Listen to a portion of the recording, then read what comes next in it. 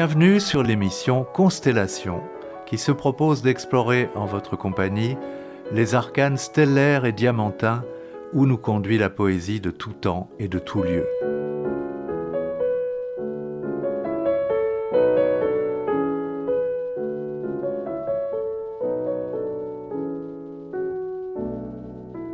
On a pu dire, lors de la dernière émission, qu'il avait fallu qu'advint un singulier alignement des planètes, des constellations particulières, pour que la ville de Montevideo, en Uruguay, voit naître au XIXe siècle 3 poètes français majeurs, Lautréamont, Laforgue et Supervielle.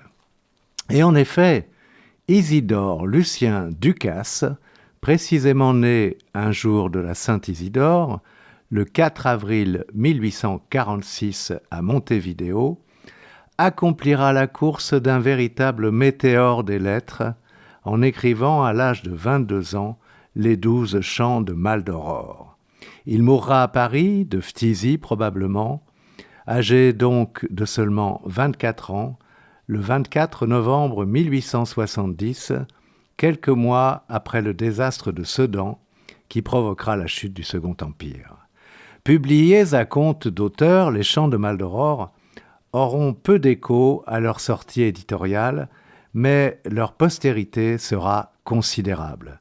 On peut citer pêle-mêle ceux pour qui ce texte représentera une véritable révolution poétique. Léon Bloy, Huysmans, Alfred Jarry, André Breton, Henri Michaud, Antonin Artaud, Francis Ponge, sans que cette liste soit exhaustive. Par ailleurs, le critique littéraire Jean-Luc Steinmetz, qui préfacera et annotera avec finesse l'édition du livre de poche, indiquera, je le cite, « La création du nom du héros Maldoror était admirable ». Ajoutons, parallèlement à ce que dit Steinmetz, que c'est en effet un amalgame, un mot valise entre le mot mal et le mot espagnol aurore.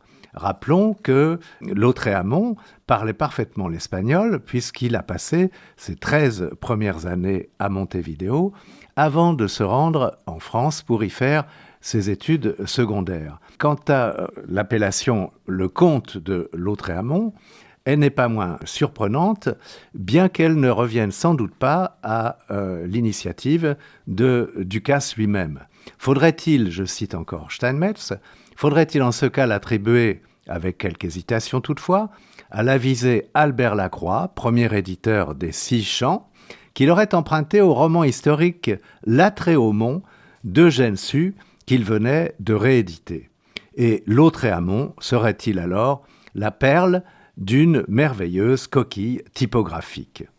Un dernier élément biographique rapproche Lautréamont de Supervielle, puisque Lautréamont perd sa mère, Jaquette d'Avzac, en 1847, alors qu'une guerre civile sévit à Montevideo. Mais donnons sans plus attendre lecture d'un long fragment du 2e chant. Après avoir parlé ainsi, Maldoror ne sort pas du temple et reste les yeux fixés sur la lampe du saint lieu. Il croit voir une espèce de provocation dans l'attitude de cette lampe qui l'irrite au plus haut degré par sa présence inopportune. Il se dit que, si quelque âme est enfermée dans cette lampe, elle est lâche de ne pas répondre à une attaque loyale par la sincérité. Il bat l'air de ses bras nerveux et souhaiterait que la lampe se transformât en homme.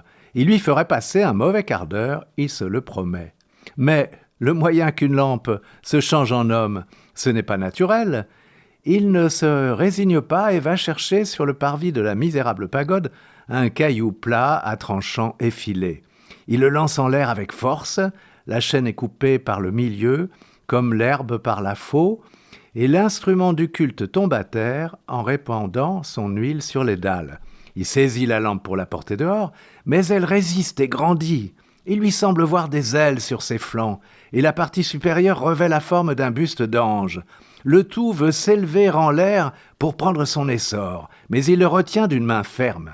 Une lampe et un ange, qui forment un même corps, Voilà ce que l'on ne voit pas souvent. Il reconnaît la forme de la lampe, il reconnaît la forme de l'ange, mais il ne peut pas les scinder dans son esprit. En effet, dans la réalité, elles sont collées l'une dans l'autre et ne forment qu'un corps indépendant et libre. Mais lui croit que quelques nuages a voilé ses yeux et lui a fait perdre un peu de l'excellence de sa vue. Néanmoins, il se prépare à la lutte avec courage, car son adversaire n'a pas peur.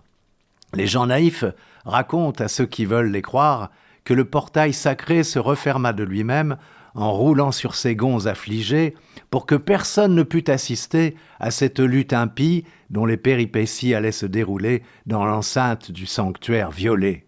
L'homme au manteau, pendant qu'il reçoit des blessures cruelles avec un glaive invisible, s'efforce de rapprocher de sa bouche la figure de l'ange. Il ne pense qu'à cela et tous ses efforts se portent vers ce but. Celui-ci perd son énergie et paraît pressentir sa destinée. Il ne lutte plus que faiblement, et l'on voit le moment où son adversaire pourra l'embrasser à son aise, et c'est ce qu'il veut faire. Eh bien, le moment est venu. Avec ses muscles, il étrangle la gorge de l'ange qui ne peut plus respirer, et lui renverse le visage en l'appuyant sur sa poitrine odieuse. Il est un instant touché du sort qui attend cet être céleste dont il aurait volontiers fait son ami. Mais il se dit que c'est l'envoyé du Seigneur et il ne peut pas retenir son courroux. C'en est fait, quelque chose d'horrible va rentrer dans la cage du temps. Il se penche et porte la langue, imbibée de salive, sur cette joue angélique qui jette des regards suppliants. Il promène quelque temps sa langue sur cette joue. Oh, voyez, voyez donc, la joue blanche et rose est devenue noire, comme un charbon. Elle exhale des miasmes putrides, c'est la gangrène. Il n'est plus permis d'en douter, le mal rongeur s'étend sur toute la figure, et de là exerce ses furies sur les parties basses. Bientôt tout le corps n'est qu'une vaste plaie immonde. Lui-même épouvanté, car il ne croyait pas que sa langue contint un poison d'une telle violence, il ramasse la lampe et s'enfuit de l'église. Une fois dehors, il aperçoit dans les airs une forme noirâtre aux ailes brûlées qui dirige péniblement son vol vers les régions du ciel. Ils se regardent tous les deux pendant que l'ange monte vers les hauteurs sereines du bien et que lui, Maldoror au contraire, descend vers les abîmes vertigineux du mal.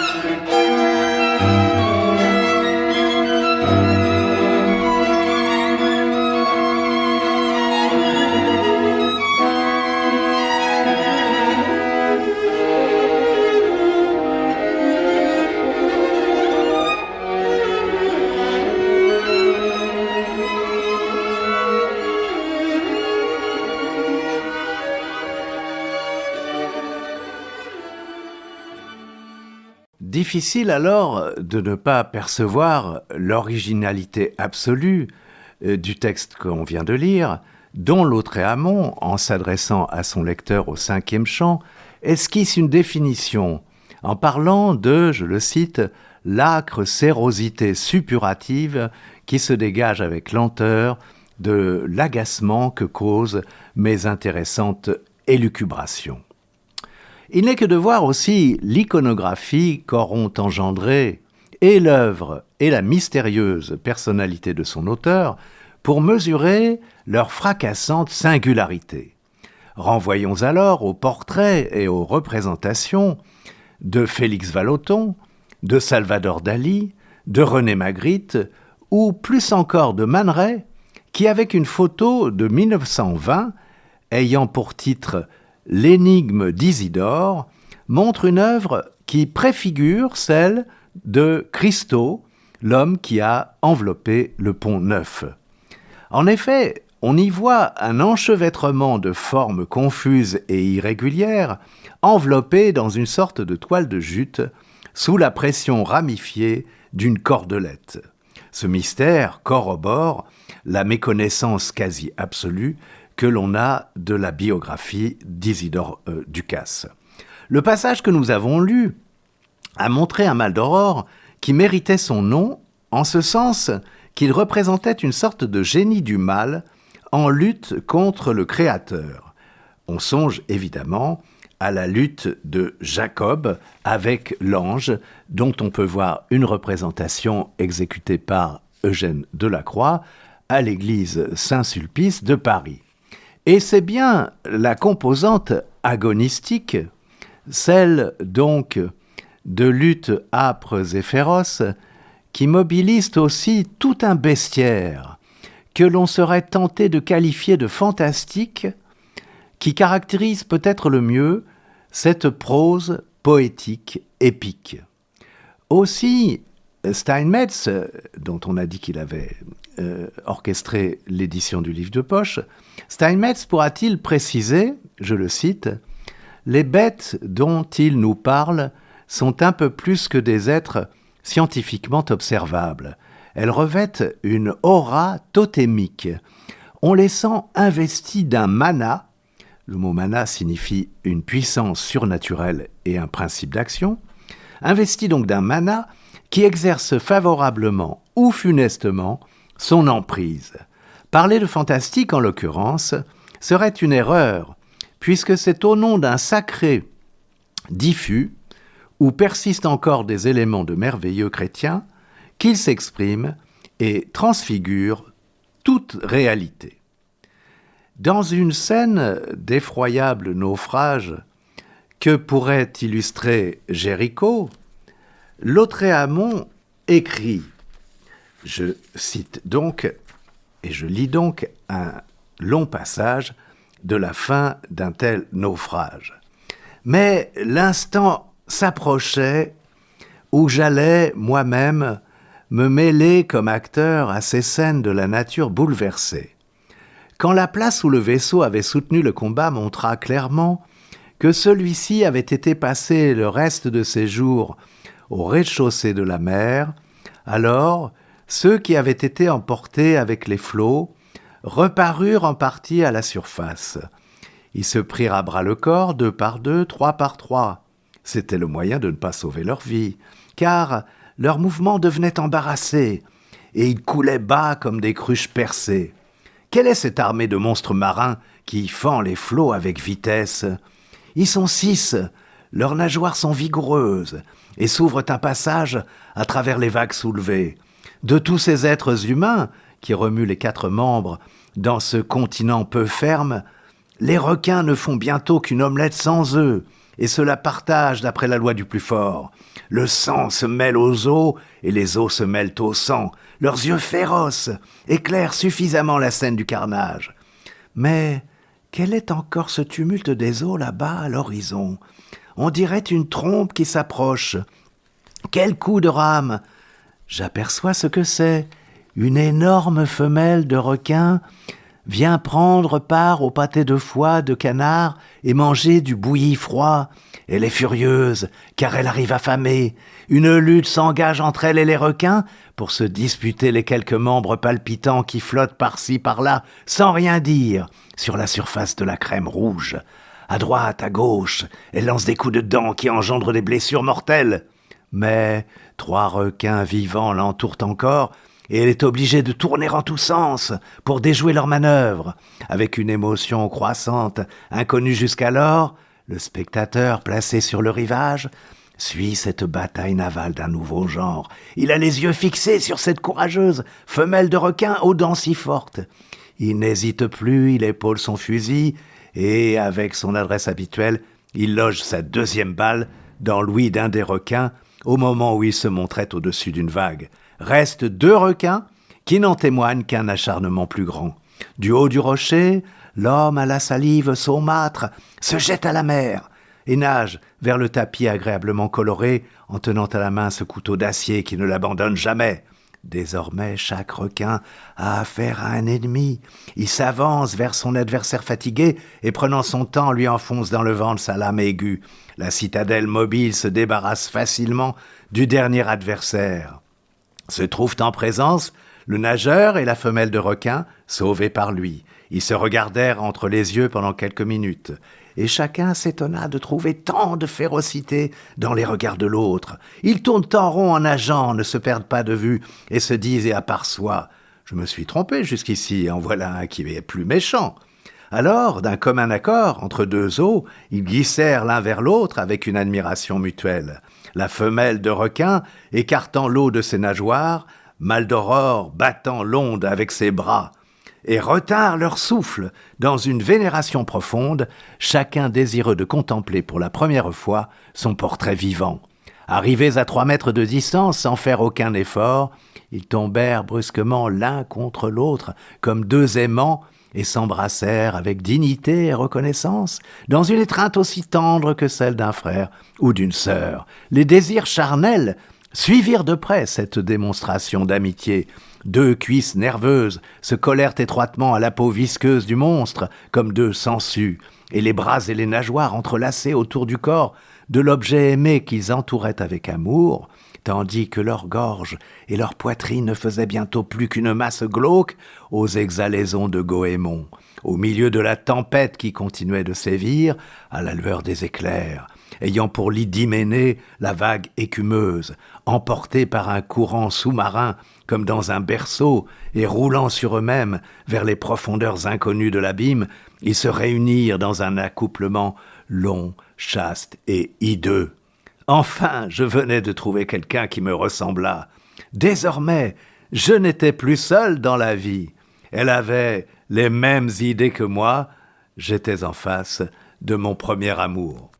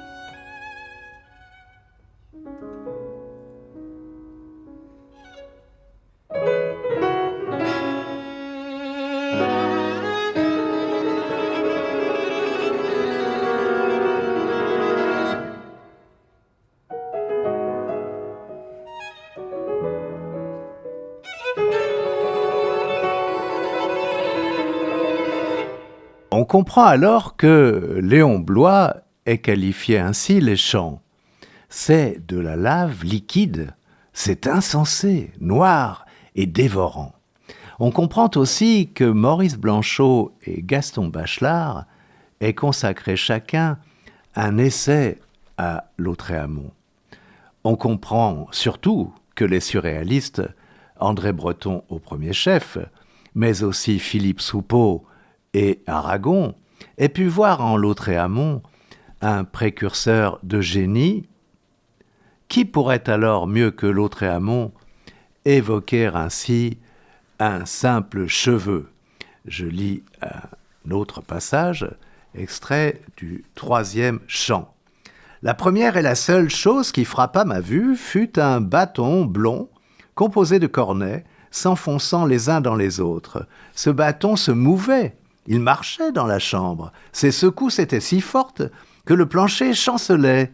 Avec ses 2 bouts, il faisait des brèches énormes dans la muraille et paraissait un bélier qu'on ébranle contre la porte d'une ville assiégée. Ses efforts étaient inutiles, les murs étaient construits avec de la pierre de taille, et quand il choquait la paroi, je le voyais se recourber en lame d'acier et rebondir comme une balle élastique. Ce bâton n'était donc pas fait en bois. Je remarquai ensuite qu'il se roulait et se déroulait avec facilité comme une anguille. Quoique haut comme un homme, il ne se tenait pas droit. Quelquefois, il l'essayait et montrait un de ses bouts devant le grillage du guichet. Il faisait des bonds impétueux, retombait à terre et ne pouvait défoncer l'obstacle. Je me mis à le regarder de plus en plus attentivement et je vis que c'était un cheveu. Après une grande lutte avec la matière qui l'entourait comme une prison, il alla s'appuyer contre le lit qui était dans cette chambre, la racine reposant sur un tapis et la pointe adossée au chevet. Après quelques instants de silence, pendant lesquels j'entendis des sanglots entrecoupés, il éleva la voix et parla ainsi. « Mon maître m'a oublié dans cette chambre, il ne vient pas me chercher. Il s'est levé de ce lit où je suis appuyé, il a peigné sa chevelure parfumée et n'a pas songé qu'auparavant j'étais tombé à terre. Cependant, s'il m'avait ramassé, je n'aurais pas trouvé étonnant cet acte de simple justice. Il m'abandonne dans cette chambre claquemurée après s'être enveloppé dans les bras d'une femme. Et quelle femme! Les draps sont encore moites de leur contact attiédi et portent dans leur désordre l'empreinte d'une nuit passée dans l'amour. Et je me demandais qui pouvait être son maître, et mon œil se recollait à la grille avec plus d'énergie. Pendant que la nature entière sommeillait dans sa chasteté, lui, il s'est accouplé avec une femme dégradée dans des embrassements lascifs et impurs. Il s'est abaissé jusqu'à laisser approcher de sa face auguste des joues méprisables par leur impudence habituelle, flétries dans leur sève. Il ne rougissait pas, mais moi, je rougissais pour lui. Il est certain qu'il se sentait heureux de dormir avec une telle épouse d'une nuit. La femme, étonnée de l'aspect majestueux de cet hôte, semblait éprouver des voluptés incomparables, lui embrassait le cou avec frénésie. Et je me demandais qui pouvait être son maître, et mon œil se recollait à la grille avec plus d'énergie. Moi, pendant ce temps, je sentais des pustules envenimées qui croissaient plus nombreuses en raison de son ardeur inaccoutumée pour les jouissances de la chair, entouraient ma racine de leur fiel mortel, absorbaient avec leurs ventouses la substance génératrice de ma vie. Plus ils s'oubliaient dans leurs mouvements insensés, plus je sentais mes forces décroître. Au moment où les désirs corporels atteignaient au paroxysme de la fureur, je m'aperçus que ma racine s'affaissait sur elle-même comme un soldat blessé par une balle. Le flambeau de la vie s'étant éteint en moi, je me détachais de sa tête illustre comme une branche morte. Je tombais à terre, sans courage, sans force, sans vitalité, mais avec une profonde pitié pour celui auquel j'appartenais, mais avec une éternelle douleur pour son égarement volontaire.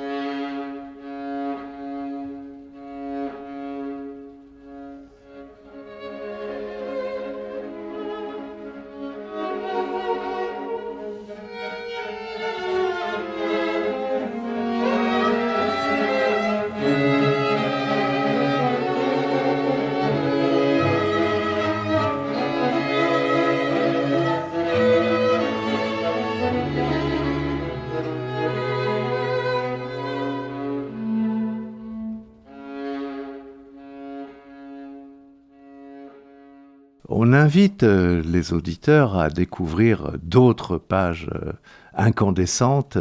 C'est la formule que Lautréamont emploie à propos des chants qu'il a écrits. Il faudrait aussi mentionner toutes les œuvres qui ont influencé ce jeune homme de 22 ans durant ses études accomplies en France, à Pau notamment. Et on pourrait parler de l'influence de Milton avec son Paradis perdu. On pourrait parler aussi de Jung avec Les Nuits. On pourrait parler surtout du texte de Goethe, Le Roi des Aunes. Ajoutons pour finir, en invitant encore une fois les auditeurs à lire ces chants incandescents, ajoutons pour finir que vous avez pu entendre la musique du compositeur Leos Janáček, compositeur tchèque. Vous avez entendu deux des mouvements de son quatuor à cordes numéro 2, interprété par le quatuor Mona, quatuor qui porte le titre de Lettres intimes. Et vous avez entendu aussi un fragment du même compositeur de sa sonate pour violon et piano. Je vous donne rendez-vous à la semaine prochaine pour évoquer le troisième poète né à Montevideo, Jules Laforgue.